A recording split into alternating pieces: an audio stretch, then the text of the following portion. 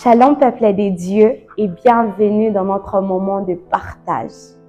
Aujourd'hui, comme vous venez de le remarquer, je ne suis pas seule. Je suis accompagnée d'un homme des dieux, d'un enfant des dieux. C'est le coordonnateur Israël. Bonjour Cordo. Bonjour maman Larissa. Comment allez-vous? Dieu fait grâce, on se porte bien. Bienvenue aussi dans notre moment de partage. Merci et c'est moi qui vous remercie pour l'invitation. Alors, avant de commencer tout d'abord, nous allons rendre grâce à Dieu pour ces moments. Papa Cordo, est-ce que vous pouvez prier pour le peuple de Dieu, pour ceux qui nous suivent avant de commencer? Nous allons prier le Seigneur. Tendre Père, merci pour ces instants que tu nous accordes de passer entre enfants de Dieu, ce temps de partage. Au-delà de ce que nous voulons dire, permets que ta parole soit véhiculée et que tout un chacun de nous entende personnellement ce que tu as prévu pour nous. Parle-nous au nom de Jésus-Christ de Nazareth. Amen. Amen. Alors, aujourd'hui, nous allons parler sur une question. Nous allons parler sur les succès. Par moments, tu te demandes, mais les succès apportent plusieurs choses. Les succès créent plusieurs histoires lorsque quelqu'un est élevé. Comme nous le savons tous, le succès est souvent perçu comme une bénédiction. Le succès est souvent perçu comme un accomplissement ou encore une récompense pour des efforts fournis. Mais derrière la question, Papa Cordo, derrière les apparences, il y a plusieurs personnes qui se posent et se disent, mais est-ce que le succès peut-il aussi être un danger spirituel? Exactement. Si nous devons répondre à cette question, nous répondons à cette question comme étant enfants de Dieu. Okay. Et si cela est un danger spirituel pour nous en tant qu'enfants de Dieu, nous répondons oui à cette question. Okay. Parce que plusieurs, lorsqu'ils arrivent dans le succès, il y a plusieurs dangers. Le premier, c'est que le succès peut avoir un impact négatif sur l'intimité de l'homme, du chrétien avec son Dieu. Okay. Le succès amène souvent plusieurs occupations, maman Larissa. Okay, papa. Une personne qui a le succès se retrouve face, quelquefois, à avoir plusieurs occupations, plusieurs choses à faire en même temps. Et ces genres de personnes n'ont peut-être plus le temps de lire la parole de Dieu. Ils n'ont peut-être plus le temps de prier comme auparavant. Et le succès les sépare de petites choses, des petites habitudes qui les rapprochaient de leur Dieu. Okay. Donc, avant de parler d'autre chose, le succès peut avoir un impact négatif sur l'intimité d'un homme avec son Dieu. Okay. Et c'est lié au fait que les occupations deviennent nombreuses. Du matin au soir, il est occupé. C'est à peine 5 minutes qu'il donne à son Dieu. Quelqu'un qui était peut-être habitué à prier pendant des heures, méditer pendant des heures, il lui arrive un moment, à cause du succès, à cause de la gloire, il ne peut plus prier autant, il ne peut plus lire sa Bible autant. Et parfois, certains même disent que le dimanche devient un jour de sport. Des sports, oh là là. C'est un plus grand problème d'ailleurs. Hein? Exactement. Oui, le dimanche devient un jour de repos. Peut-être que la semaine a été trop chargée. Donc, le premier impact négatif, c'est sur notre intimité avec notre Dieu. Et au-delà de l'intimité avec Dieu, nous-mêmes nous en souffrons et notre entourage aussi en souffre. Lorsque la Bible dit dans le livre de Josué qu'il faut s'attacher à la parole de Dieu, méditer la parole de Dieu afin d'avoir du succès dans nos entreprises, la Bible est en train de conditionner le succès des enfants de Dieu à leur attachement à ce qui sont les habitudes des enfants de Dieu. Okay. Et lorsqu'on arrive à un certain niveau, c'est le contentement qui pousse les enfants de Dieu à se dire « je suis déjà arrivé, je n'ai plus besoin peut-être de lire, je suis trop occupé ». Et cela fait même souffrir plusieurs personnes autour de nous. Déjà que quelquefois le succès amène l'orgueil, quelquefois le succès amène le retrait. Certaines personnes autour de nous souffriront intérieurement, peut-être sans nous le dire. Et le succès fait qu'on a cette petite réticence. Okay. On se dit je ne peux plus aller partout. Je ne peux plus boire n'importe quoi. Je ne peux plus être avec n'importe qui. Exactement, je ne suis pas n'importe qui pour être n'importe où. Alors, ça se fait même que certains membres de nos familles ne nous voient plus. Et certains veulent même que le respect qu'on leur donne à l'extérieur à cause de leur succès, que même leurs plus proches amis puissent leur donner le même respect. Certains partent plus loin, même leurs parents. Exactement, exactement, même leurs parents, ils ne veulent plus que leurs parents les appellent mon fils. Ils veulent que comme ils sont pasteurs, que même leurs parents les appellent pasteurs. Ils se sentent vraiment dans la peau du pasteur. Et même les jeunes frères, ils doivent avoir ce respect-là. Ça devient compliqué quelquefois, maman Larissa, parce que le succès peut nous séparer, non seulement avec Dieu, mais aussi avec les hommes qui nous entourent. Alors, j'aimerais savoir, est-ce que les succès, c'est seulement les succès qui créent en nous de l'orgueil ou ça révèle vraiment notre personne? Parce que Papa Cordo, Oui, maman. vous allez remarquer qu'il y a certaines personnes qui, lorsqu'ils étaient encore faibles, ils manifestaient le fruit de l'esprit. Mais dès qu'ils ont atteint un niveau, dès que Dieu bénit ces personnes, vous sentez qu'il a changé automatiquement. Est-ce que c'est les succès simplement qui changent la personne ou c'est la personne ou c'est les caractères qui étaient cachés dans la personne qui se révèlent tout simplement? Peut-être c'est parce qu'il n'avait pas rien, qu'il n'avait rien, qu'il s'est comporté comme quelqu'un de très brisé, mais la gloire a vraiment révélé la personne. J'aimerais savoir un peu cette nuance. Est-ce que c'est seulement les succès ou c'est les caractères de la personne qui se révèlent? Alors, pour répondre à cette question, il y a l'illustration de cet homme dans la Bible qu'on appelle Saül. Ok. Alors, Saül n'était pas destiné à être roi par rapport à sa tribu. Ok. Et lorsqu'il rencontre la parole de Dieu qui lui dit par le prophète, on lui dit tu seras roi, il dit je ne mérite pas d'être roi. Pour certaines personnes, ça symboliserait l'humilité. On dirait que cette personne se dit non, je suis le plus faible, je ne suis pas de la lignée, je ne suis pas de la lignée, je n'y arriverai pas. Mais remarquez avec moi que plusieurs années plus tard, Saül, qui est la même personne qui se disait ne pas être capable, oubliant celui qui l'a rendu capable, voilà, il commence à se détacher de la personne de Dieu. Il commence à faire ce qui est contraire à la volonté de Dieu. Il se fait que certaines personnes arrivent au succès sans préparation. Oh, voilà. Donc, c'est ça le plus grand problème. Exactement. Le plus grand problème, c'est la préparation.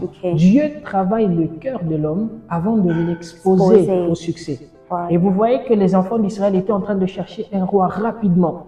Et lorsque Dieu leur donne un roi pour les satisfaire, c'est quelqu'un qui n'était pas préparé. Et lorsque le succès arrive, ça le détache d'avec son Dieu. Et vous remarquez que ça devient plus tard, ça amène beaucoup d'inconvénients. Mais je vois encore après Saül, il y a cet homme de David. David, ah là là. David a été berger. Il a battu l'ours. Il a battu le lion avant de venir. Il est passé dans un temps de préparation. Il est passé dans un temps de préparation. Le désert ne symbolise pas seulement qu'on n'a rien. Peut-être que ça symbolise qu'on est préparé à quelque chose. D'où la gloire que Saül a rencontrée n'a pas changé Saül. Mais ça a juste révélé ce qu'était Saül. D'où le succès. Le succès ne change pas directement la personne. Mais le succès révèle plutôt les défauts qu'on peut retrouver chez cette personne. Parce que David, malgré la gloire qu'il avait, constatez avec moi que David est l'homme selon le cœur de Dieu. Pas parce qu'il a fait ses preuves, mais parce qu'il a été choisi de Dieu. Parce qu'il a été préparé d'avance. Ce n'est pas dans le succès qu'il fait ses preuves. Les preuves sont faites avant le succès. Et c'est ça l'école de Dieu. Pour préparer le cœur de l'homme, avant de l'exposer, Dieu le prépare. Comme David était un homme préparé, malgré la gloire, il lui arrivait même de danser jusqu'à ce que son épouse lui dise « Non, mais toi tu es un roi, pourquoi tu danses à ce niveau ?» Exactement. Il lui arrivait même de déchirer ses vêtements. Lorsqu'il sent qu'il a mal agi devant l'Éternel. Alors, le succès ne change pas la personne. Le succès révèle plutôt ce qu'est la personne. Nous rencontrons des gens qui sont partis tous de zéro. Mais il y en a qui sont restés humbles malgré la gloire, humbles malgré les millions, humbles malgré le succès. Mais il y en a d'autres, on a l'impression qu'ils ont changé de face. Le succès leur a juste permis de découvrir les défauts qu'ils avaient et qui étaient cachés parce qu'ils n'avaient pas encore cette gloire. Alors, cher coordonnateur, comment y remédier? Par exemple, pour des personnes qui ont été bénies peut-être précocement, si je peux le dire, comme le roi Saül. Alors, comment ces genres de personnes doivent faire pour ne pas tomber dans ces mêmes problèmes? Comment ces genres de personnes doivent faire? Alors, la solution est très simple. Et je vais y répondre en deux parties. D'accord. La première des choses, c'est que c'est d'abord par ordre de priorité. Ah, par ordre de priorité. Lorsqu'on connaît nos priorités, on ne peut pas mettre une occupation avant notre Dieu. Dieu reste la priorité principale. Et quelles que soient les occupations, on trouve du temps pour le Seigneur. Ok. Et au-delà de trouver du temps, parce que lorsqu'on dit trouver du temps, c'est comme si dans nos occupations, je donne un peu de temps à Des mon temps. Dieu. Au-delà de ça, j'irais même à dire que toute notre vie est pour Dieu. Ok. Ça veut dire que lorsque je vais au travail, c'est pour Dieu que j'y vais. Je vais- Je vais gagner les âmes dans mon travail. Je parle de Christ où je suis. Ok. Le danger serait de se dire, je suis trop occupé, je vais voir à la fin de mes occupations comment trouver un temps pour Pour Dieu. Dieu, c'est Or, le il est problème. possible de mettre Dieu dans toutes nos occupations. Mhm. La Bible déclare dans le livre de Matthieu, Mhm. allez et faites de toutes les Les nations nations des disciples. disciples. Une version dit, Mhm. en allant, faites de toutes les nations des disciples. Ah, Ça veut dire que lorsque je suis en train d'aller au campus, en mon chemin. dans mon chemin, dans mon Mhm. parcours en tant qu'étudiant, Mhm. je fais des nations des Les disciples. disciples. Ok. Pendant que je suis dans le domaine professionnel, dans mon domaine professionnel, je fais des nations des disciples. Donc partout où je suis, c'est Dieu qui est ma priorité. Amen. Cela fera que mon intimité avec mon Dieu ne sera pas bougée. J'aurai toujours le temps pour Dieu. chercher mon Dieu et pour prier, pour méditer, pour aller à l'église. Et je crois que c'est la première étape. La seconde, c'est dans le livre de Philippiens, Ok. la Bible nous dit que l'humilité vous apprenne à voir les autres comme étant au-dessus de vous. Ok. Quelle que soit la gloire que nous avons, Mhm.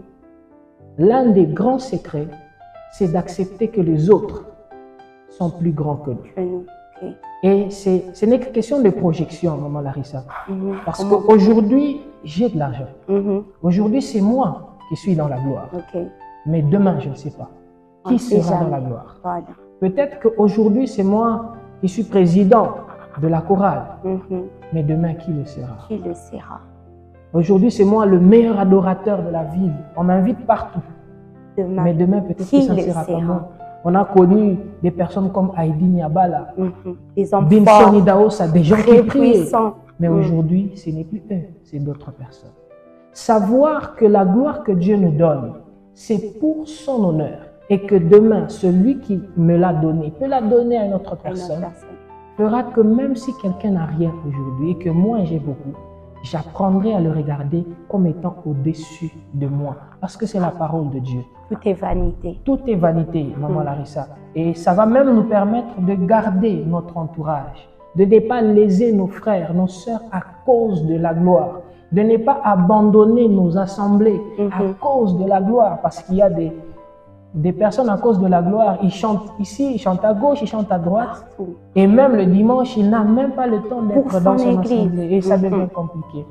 Certains pasteurs ne nous le diront pas. Mais parfois, ils sont lésés. Ils sont attristés. Ils sont attristés. Nous devons apprendre à voir le succès comme étant la voix de Dieu pour un temps, Ok. afin qu'on puisse véhiculer son message.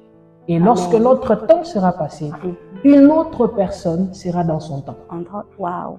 Et si nous avons cette mentalité, Mhm. nous n'allons pas nous attacher aux ressources. Nous serons directement attachés à la source. Ah là là, Exactement. gloire à Dieu. C'est ça la réponse. Alors, j'ai une autre question. Est-ce que lorsque nous sommes bénis, nous sommes bénis de Dieu, autrement c'est les succès, Exactement. on doit garder nécessairement tout le monde autour de nous. Les communs des mortels disent, Et- que les aigles ne volent pas avec les oiseaux. Exactement. Est-ce que je peux garder tout le monde? Mais d'après nous, quand même je suis haut placé, je dois aussi voir les gens avec qui je dois Exactement. marcher. Alors, si je dois répondre à cette question, nous devons d'abord connaître que d'entrée de jeu, nous avons dit que nous parlons des enfants de Dieu. Ok. Nous ne parlons pas d'un succès qui vient du monde, Du monde, qui vient des acclamations. Nous parlons ici d'un succès qui vient de Dieu. de Dieu. Amen. Et parmi les grands secrets de l'Église, parmi les bases de l'Église, il y a la communion fraternelle. Waouh. La Qui communion. fera que même si je suis dans la gloire, je communie avec mes frères et mes sœurs, même si eux n'y sont pas. Amen. Je ne vais pas ouvrir la porte à tout le monde, mais Ok. je vais demeurer accessible. Ok. Parce qu'il y a des personnes qui ne viendront jamais vers vous si vous n'êtes pas accessible. Accessible. Exactement. C'est vrai que la gloire va faire que nous soyons un peu distants par rapport à certaines personnes. Parce que nous serons peut-être qu'il y a des gens qui me rencontraient parce que je prenais le taxi. Et il se fait qu'il y a un moment où j'ai mon véhicule personnel et je suis tous les jours dans des avions. J'aurai peut-être d'autres personnes que je vais rencontrer. Mais il faudra garder en tête que même si je rencontre celui qui ne prend que le taxi, je ne dois pas le minimiser. Ce n'est pas tout le monde qui va rester dans mon cercle restreint, mais je dois accepter tout le monde qui est proche de moi. Amen. Lorsque Dieu nous élève, c'est pour apporter des solutions à notre entourage. Pas seulement pour que nous puissions bénéficier de cette gloire nous-mêmes, mais pour apporter le bonheur aussi autour de nous. Si nous considérons cela, nous n'allons pas repousser les gens. Le mal serait de dire aux gens, je suis maintenant élevé, je ne peux plus marcher avec toi, je ne peux plus faire ceci ou cela. Mais aussi, il y a une réalité que j'aimerais bien dire aussi. C'est aussi lié aux personnes qui voient leurs frères dans la gloire. Comment expliquer? Il est vrai que je peux avoir un ami. Et demain, cet ami devient président de la République. C'est à moi, son ami, de l'accepter en tant que président. C'est un peu grand problème qui nous tourmente en tout cas. Exactement. C'est pas facile d'accepter. Au fait, on s'est dit, mais c'est mon ami, il doit comprendre, on doit faire comme avant. Donc si je le vois en cours de route, je l'appelle Petit, ça va. Parce qu'on s'appelait Petit dans le quartier, parce qu'on avait un certain jargon quand on était amis. Mais lorsqu'il devient président de la République, c'est moi, son ami, qui dois le respecter en premier. Lorsque quelqu'un est dans la gloire, ça ne met pas une séparation entre nous, mais ça met un certain degré de respect que je dois lui apporter. Parce que si dans ma famille, il y a un président de la République et que moi-même, son membre de la famille, je ne le respecte pas, le respect des autres ne sera pas valable. Des fois, les personnes qui sont aussi dans le succès, dans la gloire, sont lésées du fait que leurs propres proches ne les considèrent pas. Alors, il faudra mettre l'équilibre. Celui qui est dans la gloire doit équilibrer en se disant, je reste cette personne que j'étais. C'est Dieu qui m'a donné cette position. Peut-être que demain, ça ne sera pas moi. Il peut le reprendre. Mais celui qui voit son frère dans la gloire doit aussi se dire, peut-être que demain, c'est moi qui serai là-bas, donc je dois l'accepter et l'honorer. Je crois que ça serait ça le plus grand secret pour rester équilibré par rapport à cette question. En tout cas, j'ai été bénie moi personnellement. Je crois que toi aussi, tu as été bénie. Alors, pour finir, homme de Dieu, qu'est-ce que vous pouvez dire à ceux qui nous suivent, à ceux qui se sont déjà retrouvés il s'est déjà retrouvé, déjà tombé dans ces pièges de la gloire. Qu'est-ce que cette personne peut faire pour s'en sortir, pour se relever? Alors je serai face à la caméra. Mon frère, ma soeur, bien-aimés dans le Seigneur, aujourd'hui ce message est pour toi. Il s'est peut-être fait que parce que tu étais trop occupé à autre chose, tu as oublié que la priorité était le Seigneur. Tu as oublié que la priorité était ton Dieu. Aujourd'hui, je t'exhorte. Il n'est pas trop tard de revenir au Seigneur. Amen. Peut-être que le dimanche était devenu un jour de sport, comme on l'a dit. Peut-être que le dimanche était devenu un jour de repos. Peut-être que tes activités régulières de lecture biblique, de prière, tu ne les tenais plus normalement à cause de tes occupations. Je te rappelle, Seigneur, il est temps de revenir. Les bras de Dieu ne seront jamais fermés. Amen. Regardez que l'enfant prodigue, lorsqu'il revenait, j'aimerais bien prendre cette parabole parce que lui revenait en marchant.